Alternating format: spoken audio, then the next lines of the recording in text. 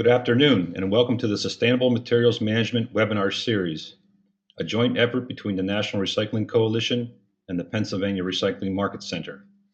My name is Wayne Bowen, and I'm the program manager for the center, and I will serve as the moderator today. We would like to extend a special thanks to Bob Hollis of the Mobius Network for providing the webinar management software for this series, and Lisa Ruggiero of the National Recycling Coalition for providing technical support. The subject of today's webinar is recycling and life cycle analysis. We have two excellent presenters today, Ann Johnson and John Detling, who I'll introduce in a moment. Following their presentations, we will conduct a question and answer session. If you have a question or comment, please use the GoToWebinar dialog box located in the control panel on your screen. You may also use the dialog box to request assistance if you're experiencing technical difficulties during the webinar. And now I'd like to introduce our presenters. Ann Johnson is Principal and Vice President with Resource Recycling Systems, where she is leading their new corporate sustainability practice. Trained as an engineer and scientist with a background in management and sustainability consultant, she has more than 20 years of experience in materials, industrial processes, environmental management, and systems evaluation of products and packaging. Before coming to RRS, Ann worked for the sustainability nonprofit Green Blue and was the director of Sustainable Packaging Coalition. She has been a technical advisor to the Consumer Goods Forum Global Packaging Project, as well as the US EPA Sustainable Financing for Municipal Recycling Dialogue. She currently sits on a variety of advisory panels, including the board of Keep America Beautiful, and is very interested in extending her work to emerging markets to address the growing food and waste problems associated with these rapidly growing economies with underdeveloped waste management infrastructures. John Detling is the U.S. Director for Quantis, where he provides decades of professional experience in leading applications of life cycle assessment, chemical management, and environmental impact assessment with leading public and private sector groups. Mr. Detling has been a member of working groups under the World Resource Institute's Greenhouse Gas Protocol, of the Sustainability Consortium's Measurement Science Working Group, on the steering team for the Global CEO Forum's project on packaging, a reviewer for the International Journal of Life Cycle Assessment, a member of IEEE's Green Engineering Editorial Board, and a member of the Technical Committee of the American Center for Life Cycle Assessment.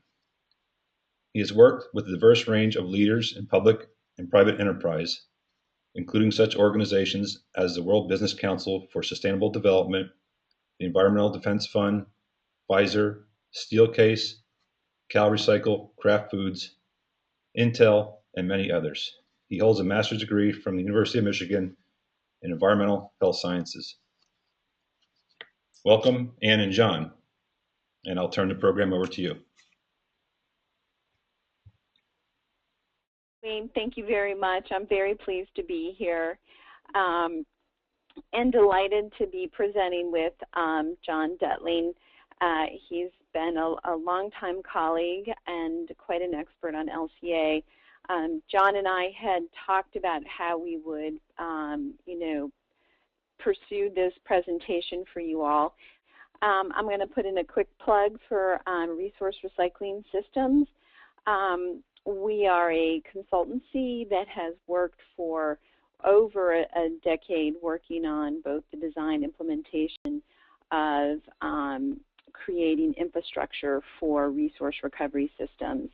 We work on both municipal and corporate sides of resource recovery. I have recently joined RRS on developing a corporate sustainability practice for them, and our expertise spans from both engineering well into management consulting, and encourage you to visit our website to see sort of the range of activities that we do. But I've been most impressed joining RRS at sort of the broad range of recovery expertise that is resident in RRS.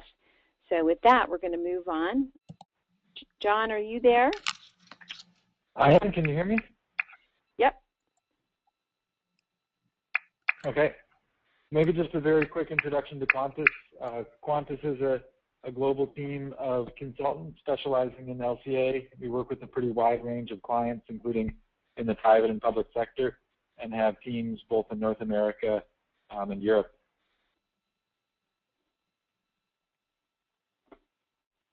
As John and I were thinking about how we would go about, really talking about how recycling and LCA work together, we thought, not knowing what our audience knows or doesn't know, we thought we would start with really a sort of basic primer around life cycle thinking and go through design and design for environment and some of the basics of that, and go into a little bit around design for recycling and how life cycle assessment can be used to answer some of those questions around design for recycling, and really give a basic introduction around life cycle assessment, and then have John give, I think, some more in-depth details about really going into some case examples of how LCA is used by case examples of when we use LCA to really as a tool to make informed decisions on life cycle management issues. So that's sort of our agenda for this presentation today. We thought we'd each take about 20 to 25 minutes and then leave plenty of time at the end of our presentation for questions. So we hope you'll have lots of them at the end. So with that, let's get started. So I wanted to start really thinking about, as designers, when we do product and packaging design, what is the typical sort of heuristic when we do product and package design? What do we usually focus on? And the typical niche is typically around consumers. The focus is usually on what do they want, what do we need to do to have a product and package sell to consumers. It's a pretty narrow focus, and that's been typically what we focus on as product and packaging designers. But as design for environment has become a bigger and bigger issue for designers, our range of issues has expanded. And the question has become, how do we really sort of wrap our arms around all of the varied issues that we consider? So as we go way back into sourcing issues, some of the types of issues we start thinking around sourcing of materials, there are very intense local impacts associated with raw material extraction. We might be worried about biodiversity impacts, land use conversion impacts. We also might be interested in the use of recycled materials. Design for environment also suggests that we would consider manufacturing impacts. Those include emissions, whether there are regulatory issues, or in some cases in global markets there may not be regulatory issues around manufacturing. We may have toxics issues, and increasingly we've looked at both the quantity and quality of issues in manufacturing. And we also consider use phase issues. Depending on the product, we may consider how durable is the product. Does it have a short life cycle? Does it have a long life cycle? Are we talking about a durable good or a fast-moving consumer product? Is a lot of energy used during the lifetime of this product? Is it a consumptive use product? Or is it something that it could be a product of service? Lots of different types of questions we might ask about the products that we're designing for. And then we get to perhaps questions as designers that we have at the end of life. How are those products going to be managed at the end of life? Are we going to recycle them? Increasingly, we have different options for how we could manage those products at the end of life. If we're in some markets, maybe chemical recovery is an option. Waste to energy, waste to fuels is increasingly an option. Could we compost those products and packaging? Or in the U.S., maybe it's just going to be land disposal, landfilling is an option. So when we look at design for environment, we have a huge array of possible issues that we might think of. And the problem is we look at each of those little niches.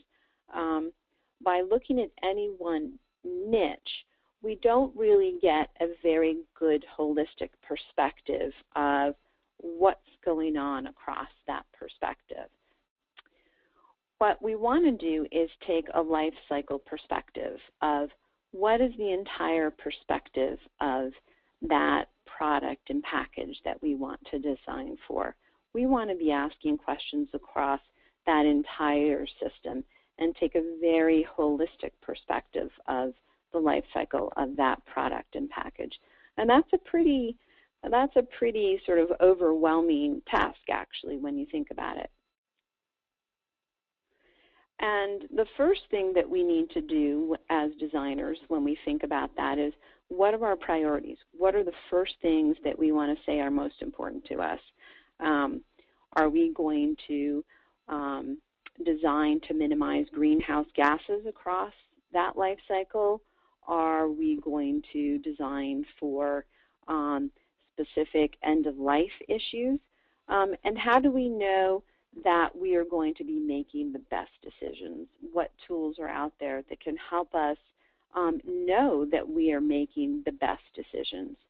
So that over the last, 10 or 15 years, those have been some of the questions that people who have really been working in the space of design for environment have really been working on. And one of those tools is really life cycle assessment.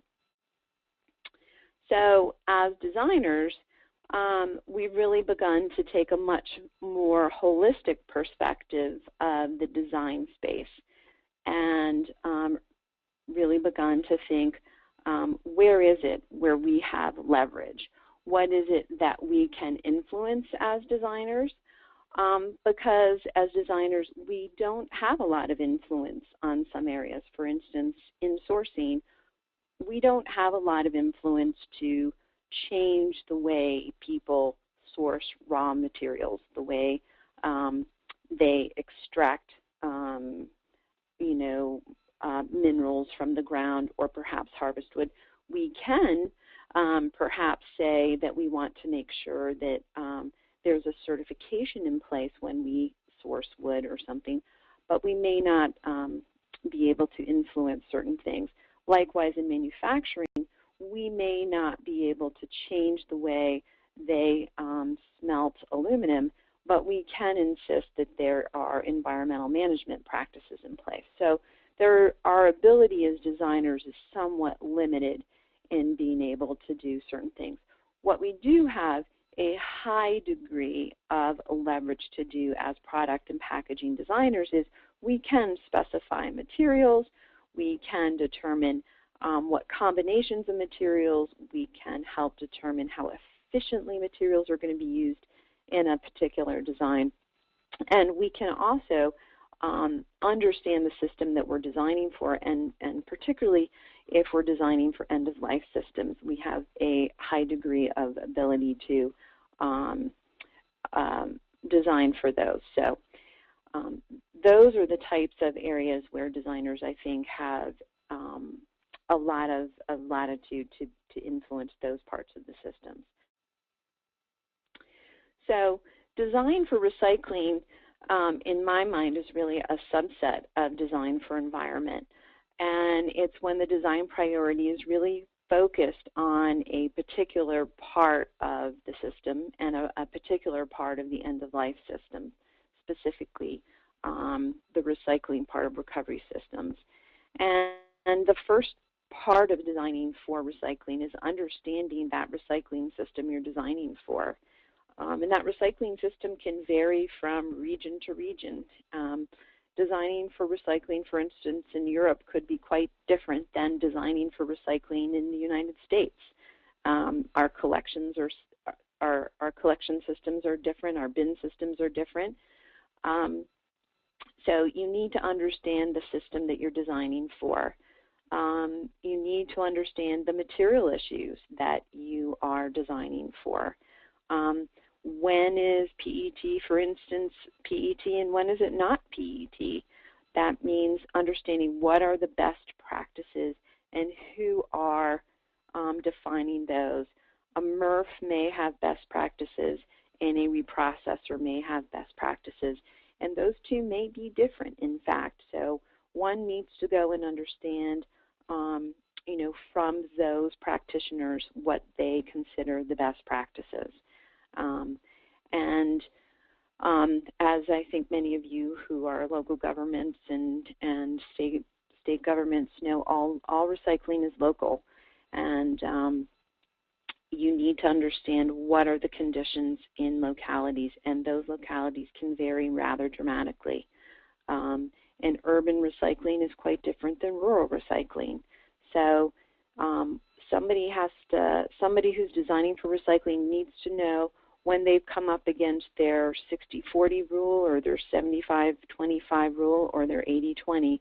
When is somebody going to decide that they have you know, reached a point where they think they have met a point where they've met good enough, so to speak, where they've met a threshold where they think they have designed for enough systems. And I think that one of the key issues that I have seen is designing for collection versus designing for recycling is a very key issue. Designing for getting something into a bin versus designing for something to making sure it's going to get reprocessed can be an exercise that is often quite different. I think I've talked to packaging designers who were quite shocked to find out that they thought that they were going to get something in a bin, only to find out, in fact, it would never get off the conveyor and actually get recycled. So I think understanding those issues is quite important.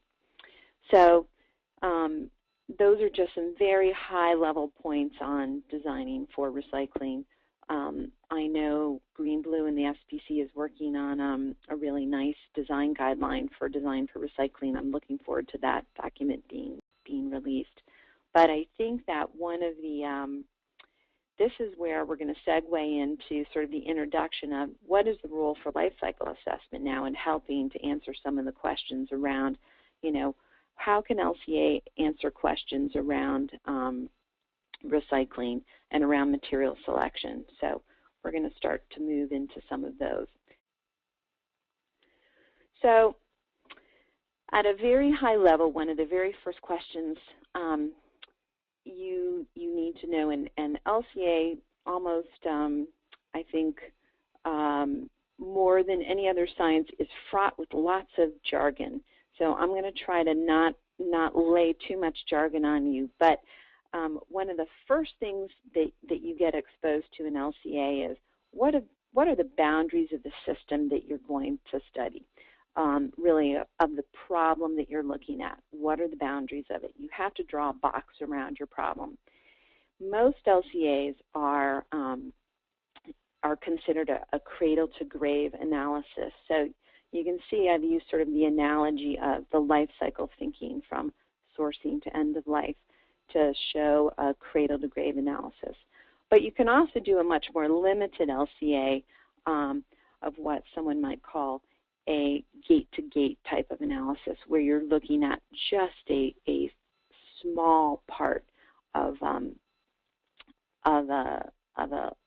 full LCA. We might call that a more limited LCA.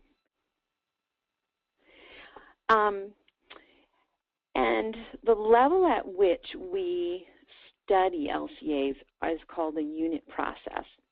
And it's just the level at which we sort of evaluate information. We look at it by process. We look at inputs and outputs of a process. And it's looking at inputs from what we call the technosphere. It might be purchased inputs. And we look at inputs from nature. That might be water that comes from a river, or inputs from nature that you don't have to buy. And then we look at things that go into that process, and then we look at emissions to land, air, and water. And in this particular process, in this diagram, you'll see that I have inputs, energy, water, inputs coming from the top of the diagram, and then emissions to land, air, and water are at the bottom. And from the left, I have inputs from upstream processes. So that's really inputs from the value chain. And then I have products coming out to the right. So this is just showing you one unit process. And the neat thing about LCA is that LCA lets you put these processes together. So you're able to aggregate processes across a value chain and then add up those inputs and those emissions across a value chain. And you can do that from cradle to grave, as shown in this diagram, or you could do some subset of this diagram. And what you can find is that you can model very complex or very simple systems. And it can give you very detailed or very simple answers, however you want to do it. But it's a very powerful tool to inform decision making. And I think one of the things that it can help, I think, is as we talked about when we looked at that life cycle thinking, with all of those various issues that you see when you look at sourcing and manufacturing and use and end of life, we look at a variety of different types of environmental impacts that can happen in all those different life cycle phases. And what life cycle assessment can help you do is actually add up all those different types of impacts from all those different phases of the life cycle. And you can look at them from global warming potential, acidification potential, ozone potential, human or ecological health impacts, land use impacts, water use impacts. These are just some selections I put up there. It's very, very powerful that way, that ability to look at multiple environmental impacts. So a carbon footprint is just looking at a single environmental attribute, global warming potential across a life cycle, a cradle-to-grave assessment. A water footprint is just looking at water use impacts across a life cycle, a cradle-to-grave assessment. But a big, important footnote to all of this is that a life cycle assessment is only as good as the life cycle inventory data that's used in the analysis. So there can be great variations in the quality of data for any individual process. As you might imagine, any of you who've ever looked at sort of compliance or reporting data, some data can be quite good, some data sometimes is maybe not so good, and life cycle inventory data is no different. So I thought it would be helpful to just maybe show you a quick example of a life cycle assessment that was done for EPA that asked a question, what are the impacts of delivering 100 pounds of fresh tomatoes to market? And this was just an interesting sort of study to look at how much of those impacts are packaging related and how much are related to the tomato product. And is there an optimal packaging option for delivering these tomatoes? And I just thought this would give you a quick snapshot of how maybe LCA can be used to get to some of these types of questions. So this, hopefully this is beginning to start to look familiar to you. So in this analysis, the life cycle of tomatoes were looked at, including growing the tomato, packaging the tomato, transporting it, packaging it, storing it, transporting it to retail, selling it, and then the end of life. However, the consumer use piece and then disposal of tomatoes were not included in the analysis. So there were certain pieces that were left out. So this shows you in a little bit more complicated view of what a boundary looks like when you do an LCA. So it shows you what unit processes were actually included in the analysis. So in the quantitative analysis, so in the boxes, you can see those little boxes show the unit processes. So 3 different packaging types were included in the study. There was a loose tomato version, which is in the middle, which is in the polyethylene bag. There was tomatoes in the PET clamshell, which is the far left. And then there were a polystyrene tray with tomatoes shipped overwrapped with a polyethylene overwrap, which is on the far right. In all cases, they were put in a secondary corrugated shipper, which is in front of you. I don't have a slide for this, but the PET clamshell was the heaviest package. The polyethylene loose one was the lightest, and then the polystyrene tray and overwrap was the medium weight. So in this model that we're looking at, in the United States, most tomatoes are grown in the San Joaquin Valley. And the end market that we're going to is Chicago.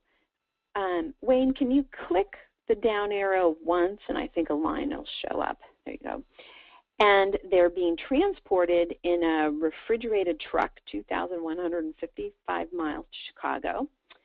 And they're then put in cold storage or something for a couple of days and then shipped 20 miles to retail where they are consumed. So big transport distance and then retail. So that was an assumption for the model. So I didn't want to belabor this study, but I just took one example, one of the packaging examples. It's actually the lightest packaging example.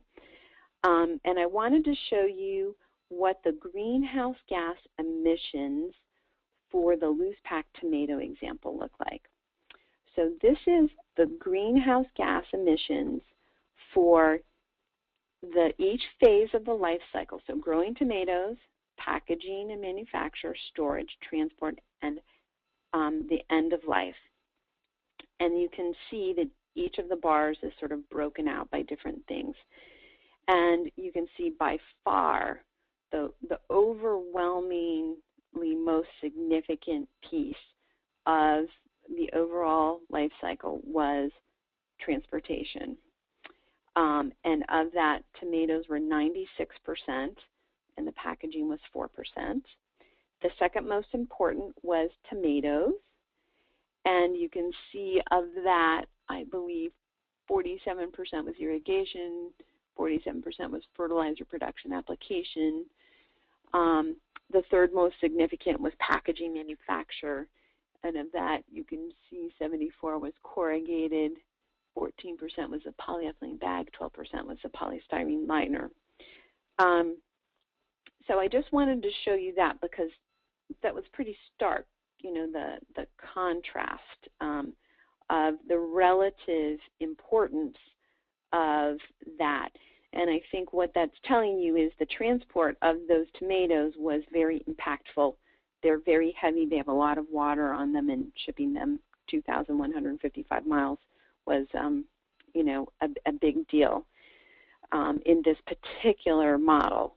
And then growing them was also very impactful. This is, though I should say, just the greenhouse gas emissions perspective on it. I didn't give you all the other perspectives on it. So what I wanted to show you then was they wanted to show how important was the packaging relative to tomato growing and transport overall. So if you looked at the overall impact of growing and transporting tomatoes, how important was the packaging to the growing growing and transport of tomatoes. And what you can see is that the PET clamshell and its transport on all impact categories, global warming, acidification, respiratory impacts, and smog, was the next most important. But it was quite, relative to the tomato growing and transport, it was quite, you know, less important relative to the tomatoes. The next lowest was the polystyrene tray, and then the least impactful was the loose tomatoes and transport. So there were a couple of conclusions from this study that EPA made. You know, they did this study to talk about how LCA could help with the sustainable materials management. You know, that LCA helps establish a framework, you know, with an integrated assessment of packaging and product from a life cycle perspective and over multiple impacts. But there were a couple of other conclusions from the study. One was that, and I didn't put the slide up here, but it showed that loose packaging actually had the biggest product losses. So that actually ended up not being a good choice from packaging because it had the highest loss rates. The polystyrene tray with the overwrap actually ended up being the best choice for packaging. So that was kind of interesting. And what they did say was they were surprised that relative to the product, they were surprised that the packaging over that transport distance actually had such a big impact. So they wanted to actually go back and see why the packaging did have such a big impact.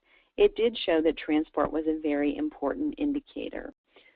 I did want to just point out that that is probably, you can't draw a general conclusion. One should not just think that your tomatoes should necessarily be local, because I know John did a study on tomatoes that actually showed that if tomatoes are grown in greenhouses with natural gas, that can also negate that conclusion. So we're going to move on to John's part of this presentation, but I just want to say, so we're going to move on to really how does LCA handle recycling and material recycling loops? Is recycling always the best option, and can LCA give you some insights on that? How can LCA support material selection decisions? And can it help inform our knowledge about material end of life? How can LCA help us account for and manage waste streams? And how can it help our actions, inform our actions and technologies to improve end of life material efficiency? So with that, I'm going to turn it over to John. Thanks very much. The first main point I wanted to emphasize was that there's a benefit from recycling and other beneficial uses of end of life, and that's a lot of what we'll be talking about in terms of identifying how we identify this benefit and how we include it in the life cycle assessment. So what's shown here is a fairly simplified life cycle of a product where you have production of the materials, manufacture of the product, use of the product, and then collecting it at end of life. And then we have a detailed view of some things that can happen at end of life. And so for a variety of options like recycling, waste to energy, reuse, and landfill, what we're showing here is a treatment process, and then also a co-product coming from that treatment process, which is a beneficial energy or material that can be reused. And so in a life cycle assessment, we might choose to represent that beneficial material or energy as though it's replacing something else in the economy. So if we're producing, for example, new energy that's an output of the system into the economy, we might choose to represent that we've avoided the production of an equivalent amount of energy from other means. Similarly, if we're providing, for example, a kilogram of recycled aluminum, we might make an assumption that that's replacing a kilogram of virgin aluminum and therefore the impact of producing that new aluminum has been avoided. And that's the general benefit that we're characterizing at end of life with recycling, as well as with other beneficial uses of material. So the problem statement that we're trying to address here has to do with how we assign that benefit. So if you picture, for example, a PET bottle and its life cycle, you have the production of the PET, its life as a bottle, and then it gets recycled. And when it's recycled, there's a benefit that occurs from it being recycled. That material will then go into a second life cycle, and we can imagine that might also be a PET bottle. It could be something else.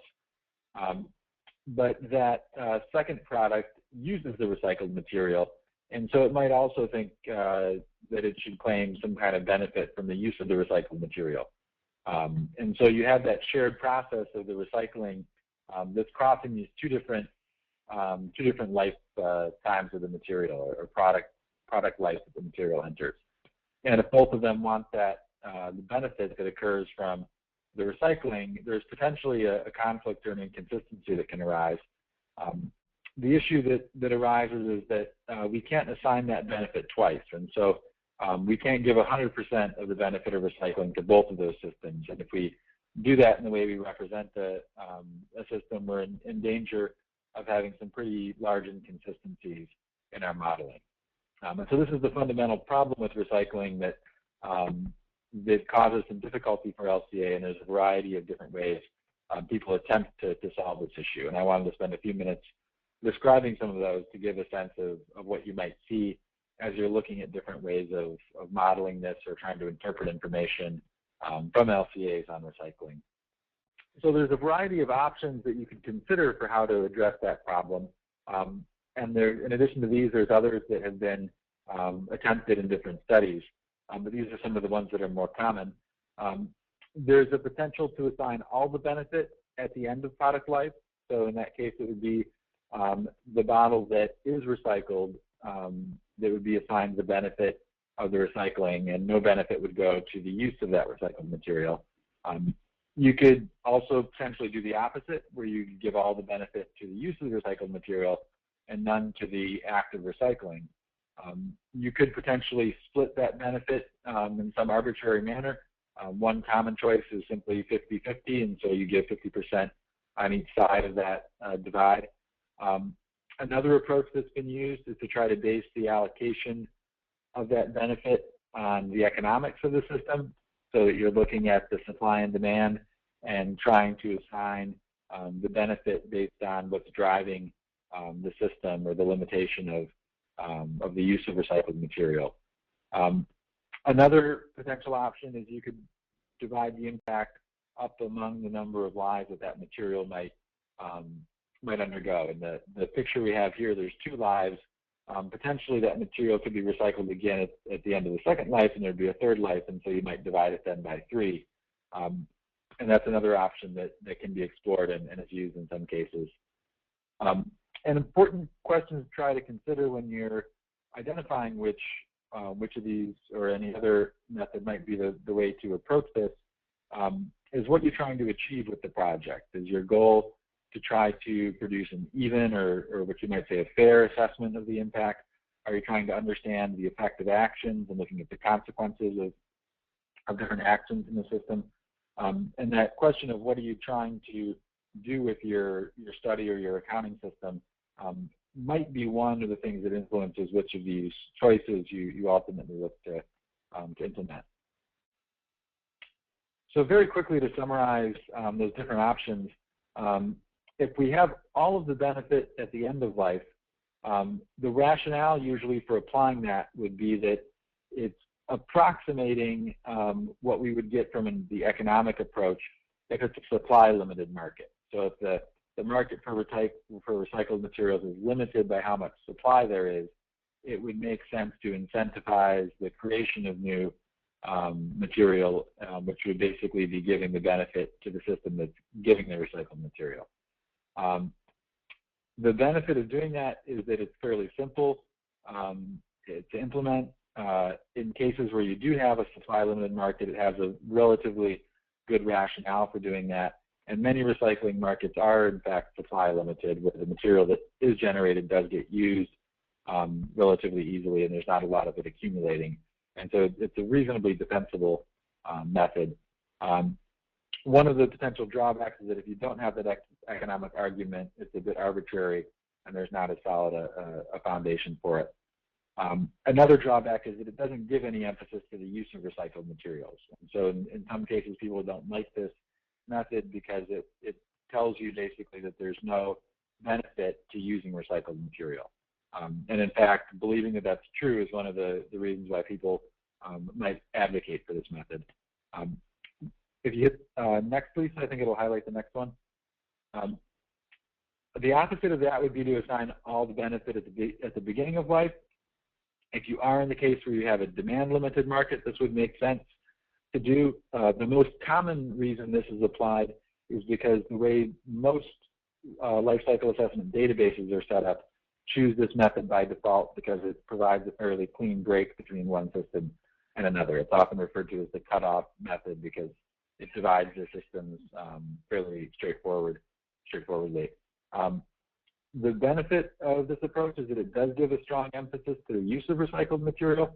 And so in cases where people are, for one reason or another, trying to incentivize the use of recycled material, this is the method that would likely show you the biggest benefit from using recycled material. A drawback can be that without that economic argument, again, it's somewhat arbitrary why you would choose this and not the other, the prior one or any of the other methods.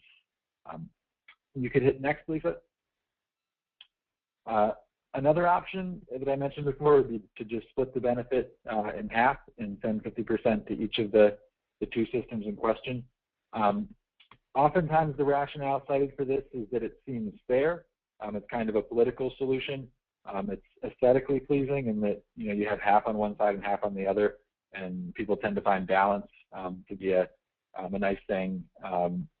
Of course, what we're trying to do here is more science than politics or art, and so the idea of fairness isn't necessarily one that resonates that well in science. And so I think that's one of the drawbacks is that it is in fact a fairly arbitrary choice to do the 50-50 in most cases. But the benefit of applying this is that you do see some benefit at both ends. So it does give some incentive to recycling materials, and it does give some incentive to using recycled materials. You can hit next, Lisa. Another approach would be to base the allocation on the market economics. And so in addition to the top two, which, as I was mentioning, you could try to justify based on the conditions of the market, you could also make a much more detailed market analysis and choose an allocation that's somewhere between the two extremes based on what those economics would tell you. And this is a calculation you do based on the prices of virgin and recycled material on the market. One of the benefits of this is that it attempts to reflect fairly accurately the consequences of different actions. And so within LCA, the type of approach we often refer to as consequential, meaning that it's trying to predict what would be the consequences of your action and assigning impact based on those consequences. And therefore, it has a reasonably good rationale or justification for including it. The drawbacks can be that it's difficult to compute because you need a lot of economic data. That economic data fluctuates, and so from time to time, you might get a different allocation, which can actually be a little bit frustrating. And you might find in some cases that the total impact doesn't balance across your system. If you hit next one more time, the last one on the list here is to do the allocation based on the number of uses. For how much sense this seems to make, it's actually a relatively rarely applied approach.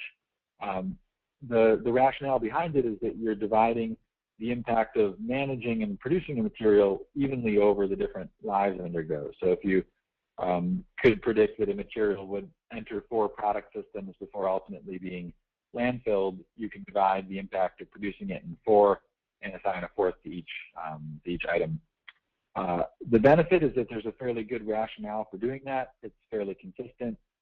It's not dependent on the market fluctuations and prices, and it's quite easy to understand and explain. People tend to pick up the the idea of this relatively easily. The drawback can be that it's relatively difficult to calculate. Depending on the data you have to have relatively good data on the rate at which material is recovered and recycled within the economy. And also, you have to make assumptions about what the rate would have been in the past and the future, depending on the lifetime of the products you're talking about. And so in some ways, it does take some assumptions and some working with incomplete data to implement that. So this is an example of applying this, keeping with our system of a PET bottle. This is showing the gradual impact in terms of climate change over the lifetime of that bottle at different stages based on those different recycling allocation approaches. And this is a bottle, I should have mentioned, that has, I believe, 50% recycled content in it, and it ends up being recycled at something like a 50% rate. And so we have some benefit potentially to be assigned at both ends. And this shows you what difference you would see with those different recycling allocations. And so one of the things that might strike you is that we can make a big deal about these differences, but does it really make a difference in our results of the LCA, or do you end up with some fairly fine distinctions but not really differences in conclusions? And in many cases, that's in fact the case, and I think that's probably the most important question to ask is this choice of methodology an important determinant for the study in question? If you hit next, Lisa, I think there's a little bit of text there. So even though the differences in the baseline are relatively small, one of the things that that's important to notice is that the approaches differ in how things change under changing conditions. And so one of the things you can help draw out by assessing the differences in these methods is how the system responds to different things that are changing in the modeling. And if you move on, Lisa. And a key need is to be able to apply an accounting method that's consistent and that you can use consistently across a certain decision-making process. And of course, if you have stakeholders involved, that they buy in and are appreciative of the choice of methodology. And so there can be a need to defend the way you've done this in the work that you do. And so one of the things to understand is that the different methods will give you a fairly different response to changes in recycled content and to changes in the rate of recycling. And so this is an example of as you go from no recycled content to 100% recycled content, how the impact, and again, this is using climate change just as an example, how the impact changes over that time frame. And you see, for example, if you're giving all of the benefit at end of life, there's no change at all. If you're giving all the benefit at the beginning of life, you see a rather drastic change. And the 50-50 and the number of uses are somewhere in between. And if we go to the next slide, this is showing something similar, but the x-axis now is the frequency with which the bottles recycle. And so now you see the opposite, where giving the benefit at the beginning of life results in no change instead of a drastic change, and there's a much more drastic change for giving the benefit at end of life. And again, the 50-50 and the number of uses are somewhere in the middle. And so this issue of how the system is responding to the changes that you make can be one of the key determinants in distinguishing between these different methodologies. So to give an example of actually applying this and trying to help communicate a result or defend a result, I wanted to use an example I use fairly frequently because it gives, I guess it gives a good basis for making a number of points like this. This is a comparative life cycle assessment we conducted a few years ago, comparing a high-speed electric hand dryer with drying hands with a standard electric hand dryer and then with paper towels. And this is the baseline set of results, looking at 5 different environmental impact categories and comparing those 3 systems, including paper towel with and without recycled fiber content. And what you see is that the high-speed electric dryer is a much better performer than the other systems on all those different indicators. In most cases, more than a factor of 100% better on each of the indicators in terms of impact. And there's a number of different questions you could then ask in terms of the sensitivity of that result and what assumptions have come into it.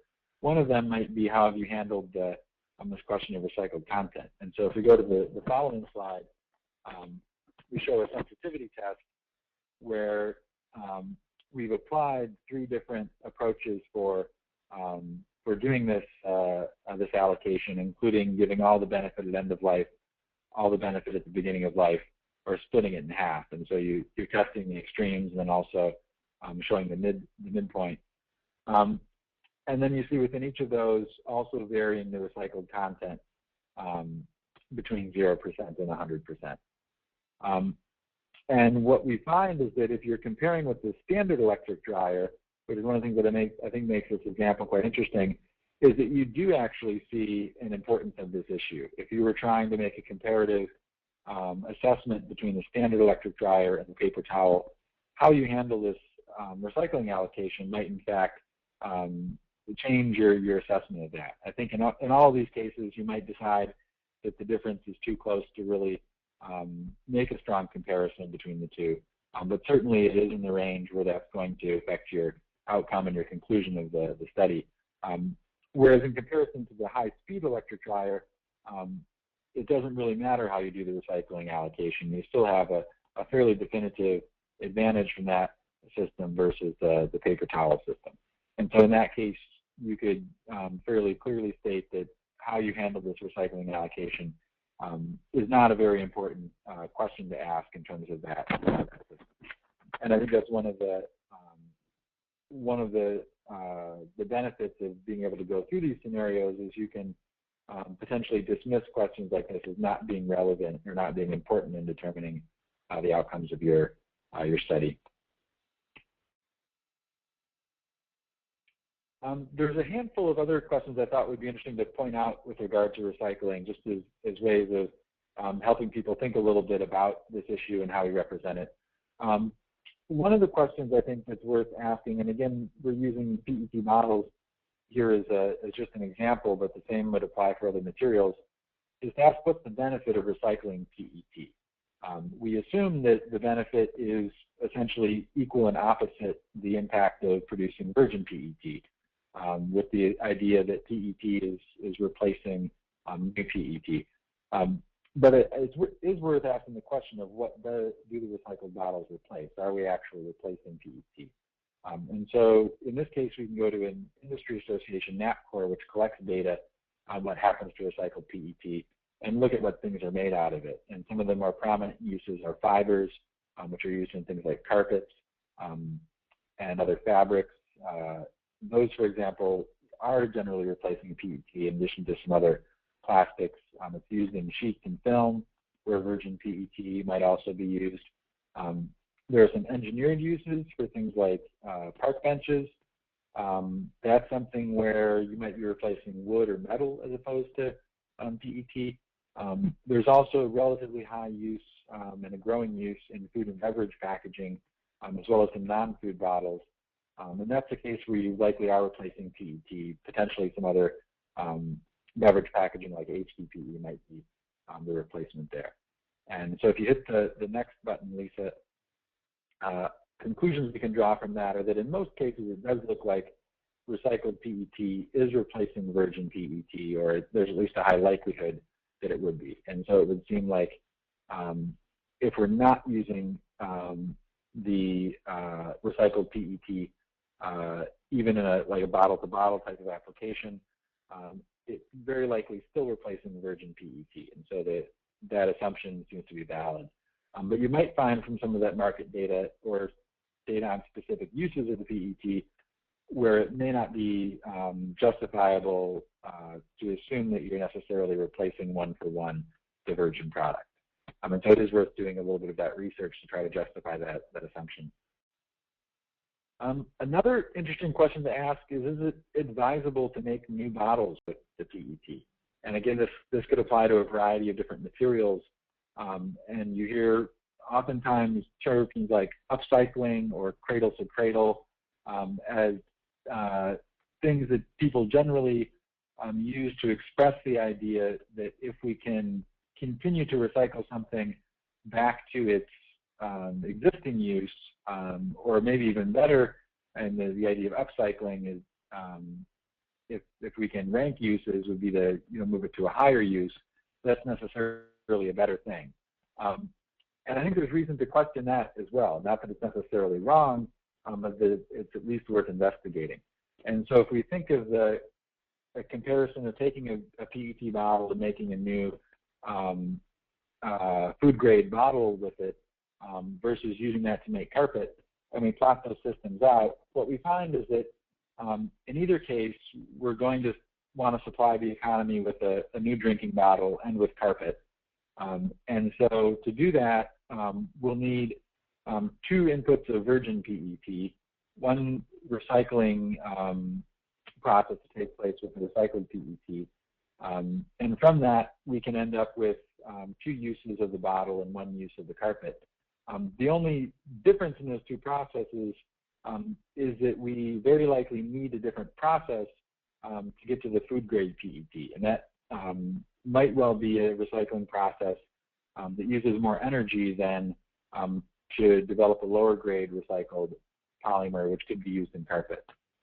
And so this isn't something that we have very good data to support because we don't currently have very good information on the difference in energy use in the food grade versus non-food grade PET in this case, but it's something where you could ask the question and you might identify that maybe it in fact makes more sense environmentally to take that used plastic and make carpet from it because our economy anyway is using a lot of virgin PET, and so why not use the virgin PET in the bottle rather than taking the virgin PET to make carpet.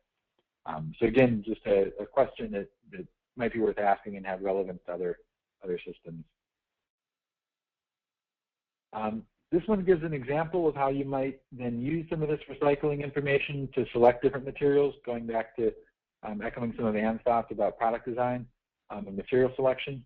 So if we start by just looking at the material impact, if you go to any of a number of different databases that are used for LCA, they'll give you, for climate change, for example, as well as for a lot of other impact categories, numbers that you could use or results. And those are just the impact of producing the material. And so you might start with that information and say, well, which of these is least impacting to produce? If you wanted to get a little more sophisticated, you might look at what happens to that material at end of life. We realize that, the material is recyclable, and we can actually look at what the benefit is of recycling that material and include that in the analysis. And so in this case, if we do that, it might change a little bit our view of the different materials, whereas originally the metal was looking very poor.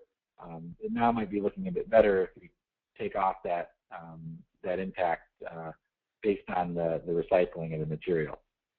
But then we might think a little bit more deeply and say, well, it's recyclable, but that doesn't necessarily mean it's entirely going to be recycled. And so even though the metal might, if you do recycle it, have as low an impact as the plastic, we're not sure that it will be recycled that much. And so it makes sense to go gather some information about the likelihood that the product you're looking at will be recycled.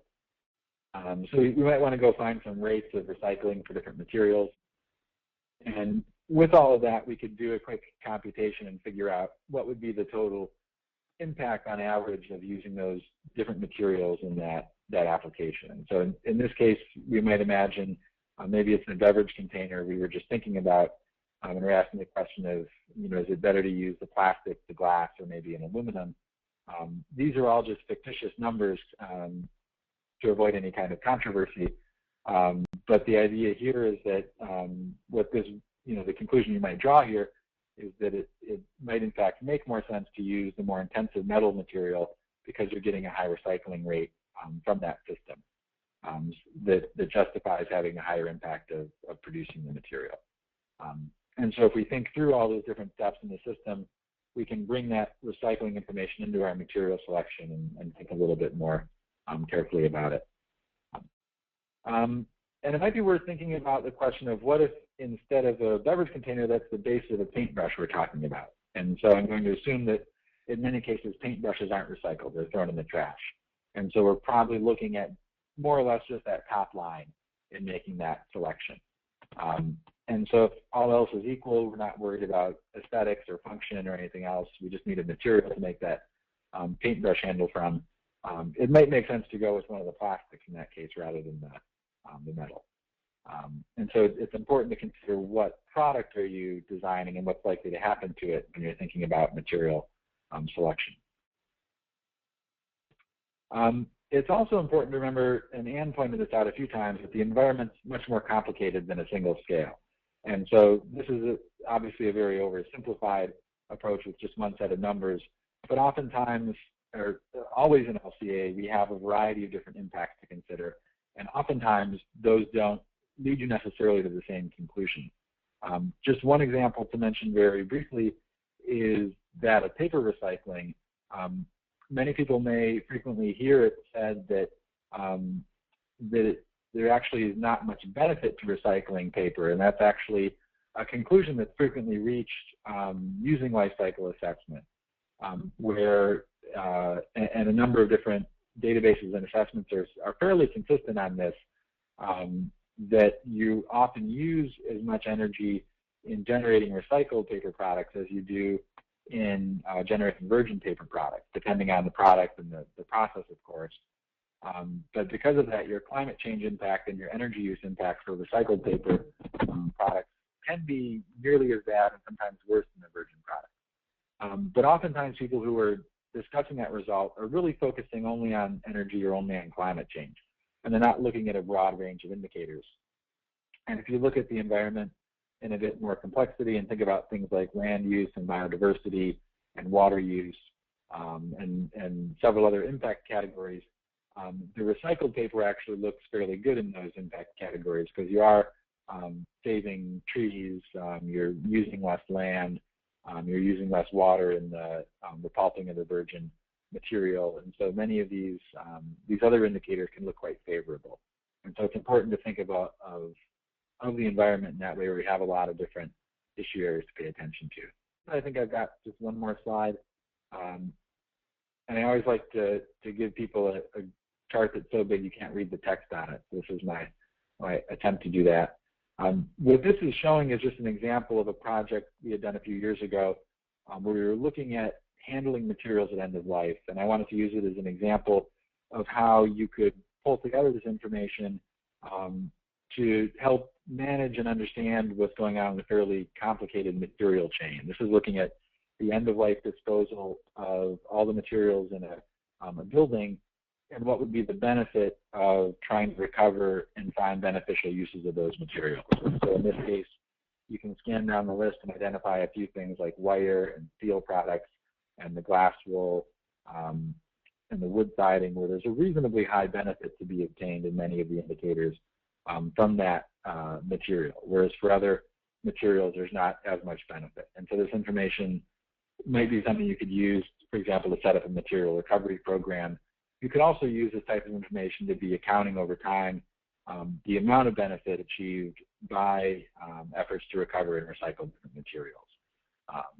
And so the LCA can be a very good way to put metrics on programs like that. Okay, thank you, Ann and John. We are now going to field some questions from our presenters. Again, if you have a question, please enter them in the GoToWebinar dialog box. Our first question is, can you explain product loss more? I believe that question goes to Ann. Yes. So on the product loss, it was on the loose PE bags. You know, on those bags, there's no structural support in those loose bags. So the tomatoes are just in the bags, then in the cardboard box. So as you can imagine, those tomatoes are getting mushed as they're getting transported and then probably stacked in the distribution center. So I think you're getting a lot of bruised tomatoes. I think that was like 11% of the tomatoes were lost before they got to market. So that's pretty high product loss, probably unacceptable product loss. So that means that was not an effective packaging format. It didn't meet, you know, performance expectations. So you have to count that in, you know, when you're looking at your analysis. Next question is for John. How do you account for subsequent recycling uses? For example, carpet recyclers currently do not have technology to cost effectively recycle PET carpet, whereas carpet made with nylon can be recycled. In contrast, our PET bottles can be recycled multiple times. Including this information requires including more than one subsequent round of life cycle information. Do LCA models have the capacity to do this now? Yeah, how you would handle that would depend on which of the ways of modeling recycling we're talking about. Obviously, you want your model to be realistic, and so it makes more sense to try and represent what is or will be recycled rather than what's recyclable. And you'll often hear materials referred to as recyclable when in fact they're recycled at very low rates. And it makes sense in your model to be thinking about what's actually happening in the economy or what you predict would happen when the material you're putting out there will eventually meet its end of life. And so if you have the case of a PET carpet where it's not generally being recovered and recycled, it would make sense to assume a fairly low recycling rate, which likely would be a fairly low benefit. And you'd represent most of that material as going to a landfill. In the U.S., you probably would see maybe 15 or 20% of it going to energy recovery, and you have a little bit of benefit there. If you were taking the approach where you're trying to quantify how many times the material is used, it can be useful to know what the markets are for that material and the types of uses they would undergo, and have some sense of how much of the material that's being put out there is being reused to try to get a best estimate of, on average, how many lives would a PET resin entering the market have. And so knowing that maybe 30% of recycled PET is going to carpet, which is recycled at almost 0% rate, would help you calculate that question of how many lives would the carpet or would the PET undergo before it's disposed of, if you're choosing that approach. Okay, next question. This is for both. Have any of you completed an LCA of single-use plastic bags, single-use paper versus reusable bags? Paper versus plastic. No, we've not done a project looking at that. It's kind of a classic question, and I think the question might have also included the question of reusable, which is another aspect as well. Hasn't AF&PA done it? They did a big bag study. Looking they at, might have. I know there have been a number of them completed in the past, and one thing that's really interesting about these systems is you have, in the case of the paper, a renewable, relatively heavy weight, but recyclable or recycled product, whereas with the paper you have generally non-renewable but very lightweight option that's recycled at a fairly low rate. And so I know a number of studies that have done the math and come up with some differing results, but generally in this case it seems like the lightweight option looks very good in the LCA results. Yeah, I think Nicassi has done a paper bag study for AF&PA, and I think I believe ACC has done a plastic bag study. I'm not positive, but you probably could look and see. I'm not certain. I know I personally have not done those, but that is the classic question. And just a comment, I mean, in your tomato example, you didn't look at the end of life issues. So when you look at that, if you include that in that analysis, PET probably would probably come out better because it's more recyclable than your polystyrene. Well, when you looked at the PET, the recyclability was actually factored into, I took that slide out because it was an extra slide, but PET clamshells are recycled at a pretty low rate. And when that study was done, that was actually sort of factored into the characterization of the PET that was in there. So that was one of the things I think was taken into consideration. Interesting you say that. Interesting you say that because a future webinar will address PET thermoform products and the increased recycling of those materials. So, okay, next question, and you might have touched on this. What is the answer to your hypothetical? Is it better to recycle PET bottles into food grade PET bottles or into carpet/fleece?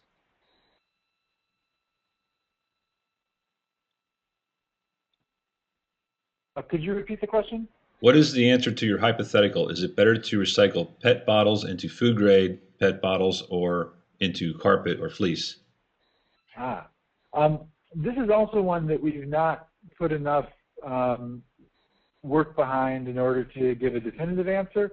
I think the point I was trying to make was that it's at least questionable whether trying to make food grade recycled plastics is a very good idea, at least when we're in an economy where we're still using a very high amount of virgin plastics, because you have to invest a lot more energy in getting the recycled materials. And when I've heard about some of the processes that people undergo to get recycled PET, it often includes not only investing a lot of energy and sometimes chemicals and solvents, but also washing the flake with acid that actually can cause you to lose something like 30% of the material in just cleaning it. And so there seem to be a lot of inefficiencies in trying to get back to that high-grade material. And so my thought, without having done the project in enough detail to give it a definitive answer, is that it probably makes more sense using the virgin in the food grade and to take the recycled polymer and do something that's not as demanding of quality with it. Okay. And here's a comment basically that confirmed the studies on paper and plastic. Both NCASI, which represents the paper industry, and the ACC, which represents the plastic industry, have their own studies. Oh, good. And I believe that is it for the questions. Once again, one comment on John's, one thing that a very interesting comment that Interface, who makes PET carpeting, has said, along those lines, is that the rate with which we are sending polymers to the landfill is speeding up. The time frame of taking virgin polymers and putting them in the landfill is getting faster and faster. And I don't know how LCA takes that into account, John. And I think that's a really interesting question about how do we count for time in LCA in terms of the length of time you keep something resident in a product cycle, sort of that, whether it's a durability time frame, because they were talking about in their carpet cycle, it used to take something like 13 years for virgin polymer to end up in a landfill, and now it takes about half that time for virgin polymers to end up in a landfill. And I don't know how LCA answers that question, but I think it kind of gets to that bottle versus carpeting issue a little bit. Anything else, John? No, nothing more to add. Okay. All right. Thank you again, Ann and John. We appreciate taking the time to making these presentations. This webinar, like all the webinars in this series, have been recorded and will be made available on both the NRC and RMC websites. And thank you again for joining us. We hope you'll join us for next month's webinar scheduled for Tuesday, December 18th at 1:30 Eastern Time. And have a good day.